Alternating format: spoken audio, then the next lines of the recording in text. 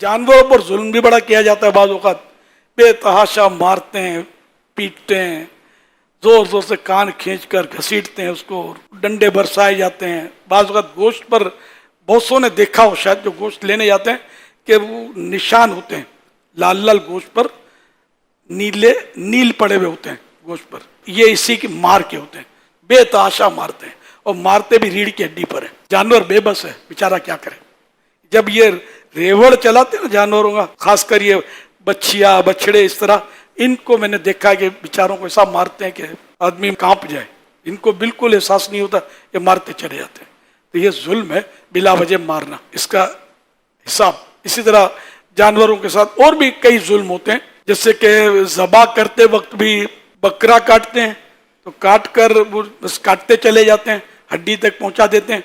हालांकि इसकी जरूरत नहीं है, 4 रगें कट गई तो अब आगे काटने का कोई जवाब ही नहीं है, जरूरत ही नहीं, इसकी आदत भी नहीं है।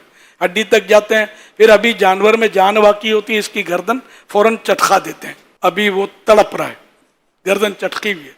जुल्म है जुल्म, इसका हिसाब क़यामत में, हिसाब की अजाब। देखो गुनाह का काम है ये और जहन्नम में ले जाने वाला काम है। बकरीद में ये मनाजिर गलियों में देखे जा सकते हैं, ये कर रहे होते हैं। दिल जो है वो सब पत्थर की तरह सख्त हो जाता है, तो एहसास ही नहीं होता कि हम कर क्या रहे हैं।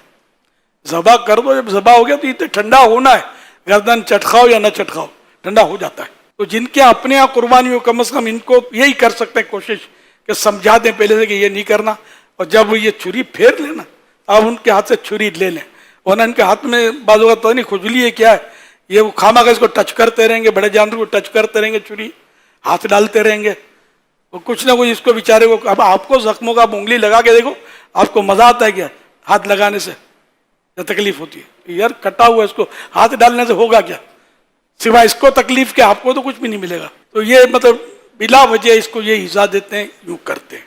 अच्छा, अब वो इसको चेक करने के लिए इनकी टांगों पर, टांगों की हड्डी पर उल्टी छुरी ठक ठक ठक ठक के मारते रहते हैं। अरे भाई फ्लाइट मिस नहीं हो जाएगी, कहीं तुम्हारी जिंदगी की फ्लाइट उड़ ना जाएगी, यानी क्या जरूरत है इसको। आप खुद अपनी हड्डी पर थोड़ा कुछ चीज मार के देखें, हड्डी पर ज्यादा चोट लगती है।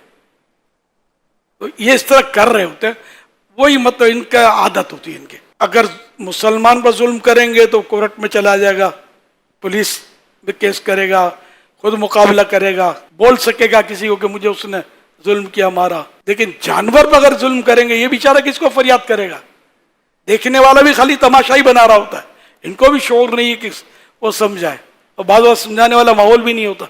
जानवर पर जुल्म करना ये मुसलमान पर जुल्म करने से भी ज्यादा सख्त। बेचारा बेजबान जानवर किसको फरियाद करेगा? लेकिन ये ज़हन में रखिएगा कि मजलूम की दुआ कबूल की जाती है, चाहे वो जानवर हो।